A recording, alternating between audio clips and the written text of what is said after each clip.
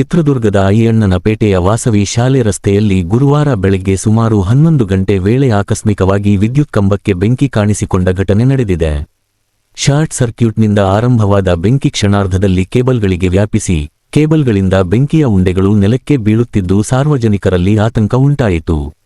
ಸ್ಥಳೀಯರು ತಕ್ಷಣವೇ ಬೆಸ್ಕಾಂ ಅಧಿಕಾರಿಗಳಿಗೆ ಮಾಹಿತಿ ನೀಡಿದ್ದು, ಅವರು ಸ್ಥಳಕ್ಕೆ ಆಗಮಿಸಿ ನೀರು ಎರಚಿ ಬೆಂಕಿ ನಂದಿಸಲು ಪ್ರಯತ್ನಿಸಿದರು.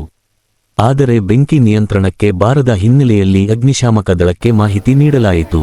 ಅಗ್ನಿಶಾಮಕ ಸಿಬ್ಬಂದಿಗಳು ಸ್ಥಳಕ್ಕೆ ಆಗಮಿಸಿ ಬೆಂಕಿಯನ್ನು ಸಂಪೂರ್ಣವಾಗಿ ನಂದಿಸಿ ಸಂಭವಿಸಬಹುದಾದ ದೊಡ್ಡ ಅನಾಹುತವನ್ನು ತಪ್ಪಿಸಿದ್ದಾರೆ. ಸುಮಾರು 20 ನಿಮಿಷಗಳ ಕಾಲ ಕೇಬಲ್ಗಳು ಹೊತ್ತಿ ಉರಿದ ಈ ಘಟನೆ ಸ್ಥಳೀಯರಲ್ಲಿ ಭೀತಿ ಮೂಡಿಸಿತು.